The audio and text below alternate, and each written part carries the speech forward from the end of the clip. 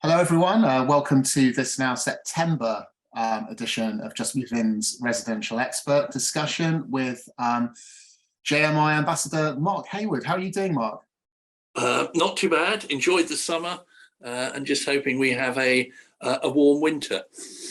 Otherwise, we'll all be living in one room wearing overcoats. Yeah, that's not a bad idea, actually, at the moment, is it? Saving on energy in any way that we can. Yeah, it could be a hard winter for a lot of people, and I'm sure we'll get to that. So, I mean, the natural place to start is that we're recording this on a Tuesday, and it was announced on the Monday yesterday that we now have a new Prime Minister for the third time in 6 years or something crazy like that. So we now have Liz Truss, PM.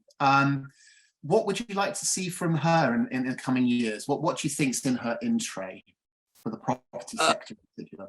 I suspect what's in her in tray will be the economy. I think in terms of our sector, it's something that we haven't seen, which is some longevity of a housing minister. So that actually the new incumbent, and there probably will be a new one, will actually start to get things done rather than just talking about it. Now, we don't know who it is at the moment. We will know shortly. We also know that every organisation and lobbying group will be getting out their begging bowl and putting forward their priorities. Obviously, the private renter sector, that consultation is now in effect over, and we're waiting to see where that goes. We hope that there will be continuity and sensible continuity from the new Secretary of State, but we've yet to see how they apply that. We know Gove, who was the Secretary of State before last, had it as a priority. Now, whether that will continue, we don't know. Housing supply is another big issue. We're just not building enough houses. And I was depressed to see on Friday of last, £1 billion wiped off the value of house builders, home builders stocks, which would result, because of the uncertainty of the market, of a 10% increase in supply, which is just not what we want. No, it's not. I mean, it's Liz Truss has come in at an incredibly difficult time, hasn't she? I mean, we've got rents going up. I mean, this is just in property, but we've got rents going up. We've got some people are still prophets of doom about the market crashing. I mean, we'll get on to that, whether we think that's realistic. It'll be interesting to see whether she introduces some sort of rise or fresh controls in rent for social housing, whether she's actually going to cut VAT to ease the cost of living crisis. It'll be interesting, but I mean, I think it's unlikely that we'll see the Renters Reform Bill be derailed. We know that Liz Truss is apparently on board with the levelling up agenda, but I don't think that she's particularly good friends with Michael Gove, is she? So no, we may see some change in philosophy. I'm not sure. We'll have to see. Hopefully, if it's to do with Michael Gove, in her eyes, it's not toxic. Yeah, we'll see. But I mean, the next thing is, in these discussions, we don't like to talk about it every single month, but perhaps quarterly is a good time to kind of reflect on where we are with the housing market generally. Again, we see these conflicting reports all the time, don't we, of some people predicting catastrophic doom and that we're on the edge of a precipice, probably for clickbait purposes, I don't know.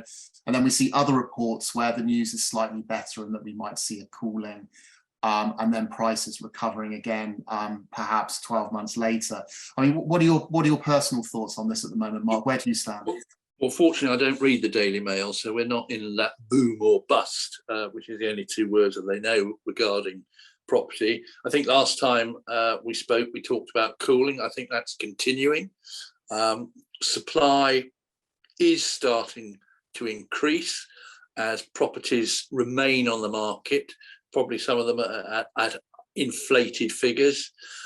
We are going into a time, autumn, winter, when the market tends to slow anyway, although we haven't seen that in the previous 2 years for all the reasons that we've discussed. I suppose it's the cost of living, and it's also interest rates. And if interest rates begin to bite, even though a vast proportion of mortgage holders are in fixed rates, that will affect. And it's all about sentiment and confidence. Sometimes it's just, how do you feel?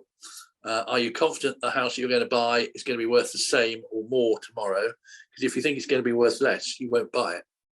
And if you think you're selling, if I sell now, I will get less, you won't sell. So I don't think we're going to see a rapid decline. I just think we're in for a period of calm, probably.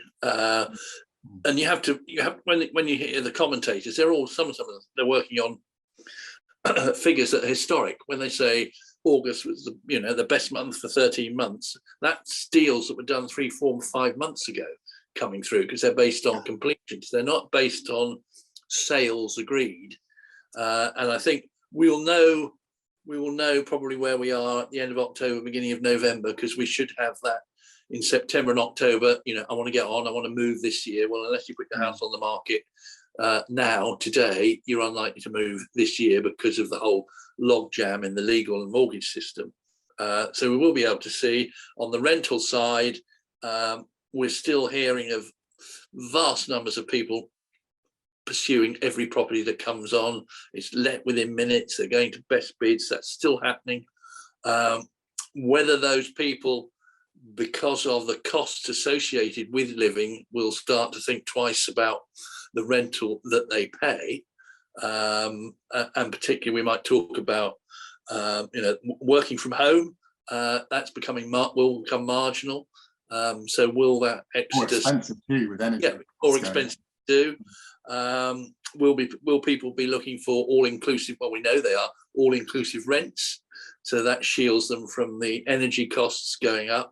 So I think we're in for an interesting time, and we mustn't base it on historic information coming through, and we've got to be sensible and try and take the emotion out of it. Yeah, and alarmist reports, sensational reports don't really help. I mean, I guess it's a rule generally that economists are very good at analysing what's happened in the past, but not necessarily so successful at predicting what's going to happen in the future. I was just wondering, from your point of view, obviously interest rates have a large say on where the market goes, and just how high interest rates might have to get before we see a reduction in prices. I mean, do you have thoughts on that? I mean, there's probably a little bit. I think it's because the last time, if you look back at the last two property recessions, one during the financial crisis and the previous one in the early 90s, we had interest, certainly in the early 90s, we had interest rates at up to 15%. There was a lack of fixed rates, weren't a big thing at that point. So we have got a different financial menu for house owners to choose from when they're looking at finances.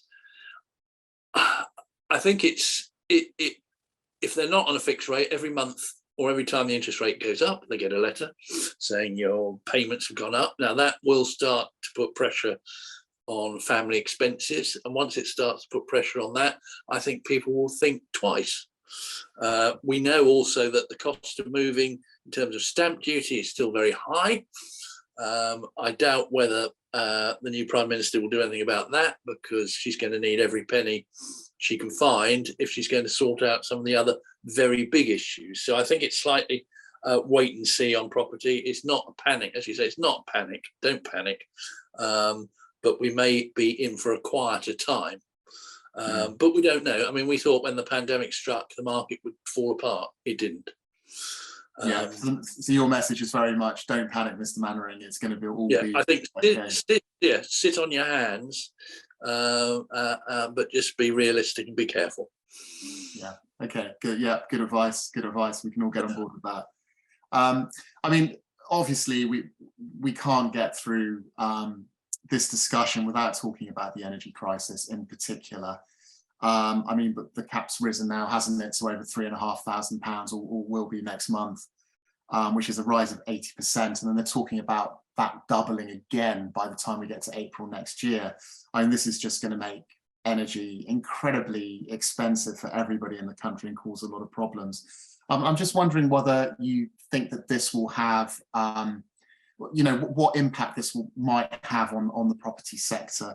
For example, just a few minutes ago, you mentioned about, more bills included tenancies, where with landlords perhaps looking at fixed rates, fixed tariffs. Do you think we're likely to see more of that? And also we might see more, empty nesters with, 2 spare rooms or 3 spare rooms who have in the past never really had much incentive to move and to downsize. Perhaps they'll think twice about that now. What do you think? I think in certain for empty nesters, they generally, most of them are asset rich, cash poor. They've got pensions, so they will be looking, they're working off a fixed income. So they may decide to sell. I don't think they probably will at the moment, because what they're doing is something called equity release, which is taking money out of the capital value of their property whilst remaining in residence. And you don't have to watch television for many minutes before you see yet another advertisement for, you can go on a lovely holiday, you can redecorate, you can even buy your children a house. So I think that's going to include, we know that there's well over £1 billion a quarter coming out in equity release. So that much, I think that's going to continue. That will restrict the number of houses on the market, because those empty nesters, those last time sellers, will just sit tight because they are where they want to be. So I think we need to watch that. I think on the rental side, where the tenant is having to pay probably a premium rent in most areas, and they probably, they were probably pushed to pay that, they're going to be under a huge pressure, because there's no, as you say, there's no getting away from fuel bills. I think also that for once, people will start to look at the EPC on the property that they are going to rent or going to buy. Whereas before it was you buy with your heart, you rent with your heart, not necessarily with your head. People will be really looking at where that's going to be. We know in the rental sectors that the EPC level for a property to be let is going to rise by 2025. Yes. Yes. Is that going to be feasible? We know in certain areas already where the housing stock is of low quality that landlords are exiting the market. We already know from recent surveys that up to 10% of landlords have already exited the market. Another 10% are thinking about it, and if they've got to spend a large sum on their property, they may just decide to sell it and allow someone else to do it. So I think there are a lot of these things that are just building up in the background, and what we don't want is a perfect storm. But people have got to start thinking about energy in a sensible way and in a long-term way. Yeah, I mean, it's interesting that you're talking about, the government wanting landlords to raise to improve their EPCs to grade C, and a lot of properties at the moment are sort of down in Ds and Es and maybe Fs, and needing to increase those by 2025, which is not that long. That's only 2.5 years away. I've just got some statistics here from the government's English National Housing Survey a couple of years ago. And they think it's going to cost an average landlord about £7,500 to upgrade their EPC to grade C. And that's a fair amount of money, isn't it? That's not to be sniffed at that much. And a quarter of properties apparently going to cost over £10,000 to improve them.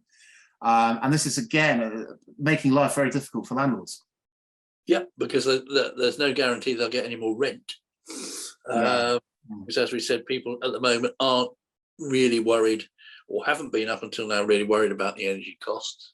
But that is a big chunk of capital for a landlord, particularly if they've got more than one property, to actually find. Of course, yeah. And they're, I guess it's paid £10,000 or hopefully less than that. But if you don't pay it, there's kind of threats of whopping fines. I mean, figures like £30,000 have been mooted for. Who's going to police this? Of course, is another matter, although it is relatively easy to police because the EPC is shown on every property portal listing. So yeah, if you want to rent property. Yeah, some people will be, but I think it's going to become more and more of a concern. Yeah, and again, I guess we've got this dilemma, haven't we, between the environmental lobby, if you can call them that, and then the people who want to prioritise the economy and the money in people's pockets now. It's going to be, it goes back to our question about Liz Truss at the beginning. I don't envy her, really. I think she's probably got quite a tough job on her hands. Very tough. And a long queue of people wanting problems sorted. So the short term, medium term, and long term. But we've never had a long term or a medium term housing minister or Secretary of State. So sorry, I'm being pessimistic, but don't think this is a pessimism-free space. Jaundiced, I think, is probably the word. Jaundiced, yeah, I like that one. Yeah. Well, I mean, it wouldn't surprise me, therefore, if we see less people moving home if empty nesters are obviously taking equity out of their home to help probably cover the cost of their energy bills. But the next subject I wanted to talk about, which I know is something that you've raised on the residential expert before, but we haven't really talked about it in detail, and that's the fact that people are now living in their homes for longer, they're moving less. I think it was a decade or 2 decades ago, after someone bought their first property, on average they only moved maybe twice. They've moved 4 times after that, but now it's more like twice. Why do you think that is? I think there's a combination of factors. I think, you talk about 20 years ago, longer, first time buyer would only stay in their property 24 months was probably on average before they'd move up. I think on the first time buyer issue, we know they're already being squeezed and their repayments are high, but let's put that to one side at the moment. To move costs a lot of money. I think the priorities about where you live and why you live there have probably changed. You live in an area because you like it. If you've got children, you probably live in an area where the schools are good and you want them to remain in that catchment for a long period of time. I think that's happening. I think where traditionally people would move when they retired, the baby boomers who are just coming to an end are retiring. They're still the lucky ones who've probably got final salary pension. They've probably got no mortgage, so there is no need to move. And they're living, we've got this longevity. They're living a lot longer. I mean, when the retirement date was set at 65 in 1952, people died when they were 67. Now, average man, I think it's going to be 83, 85 before he's likely to pass away. So there isn't that urgency, and they're more active. People say 60 is the new 40 and those sorts of things. And I think there's a different priority about the fact I have to move all the time. It's going to cost me lots of money. Well, I don't actually want to spend that money all the time. I enjoy where I live because I chose this property. We know the level of improvements is continual, with people improving their house, extending it, making it better, because that is much, it's more economic to do that than to go through that moving process. We know the moving process is taking an inordinate amount of time. That's just getting worse. So it's not like a car. If you're going to change my car, go sell my car and buy my car, I can do it instantaneously. You can't do that with property. You can't do that. Yeah, I mean, I would have thought though that we're kind of more mobile, aren't we, as a population these days? And I think that people might have been relocating more now than they might have done in the past for work. But obviously this doesn't seem to be, supported by the figures, does it? No, I think we know from the pandemic that the working from home has become more important, and the ability to work from home is more important. Quite recent, the fact you don't have to live as near to your place of work because you're not going in on a daily basis, so you can move out, which means you've got higher house price inflation in some areas because they're just desirable places to live.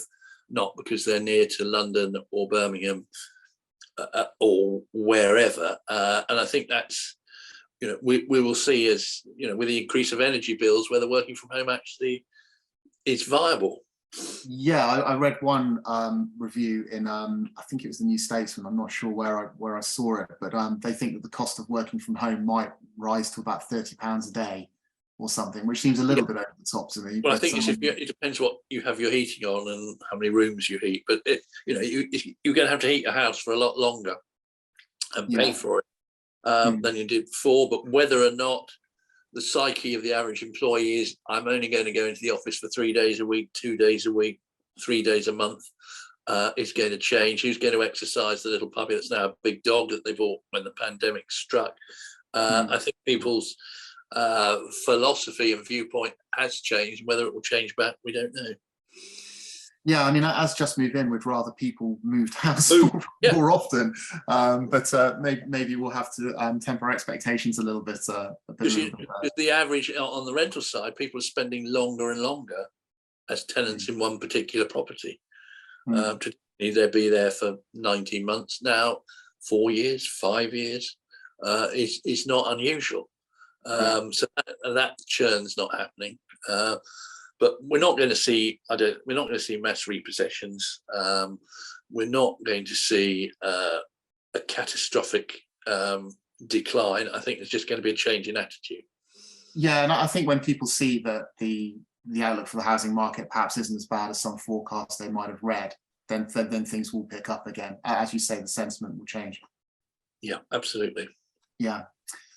Well, just to round off today's discussion, we're coming to the end of the summer now, unfortunately. I'm very sad about that, although we won't have to endure many more heat waves now, hopefully.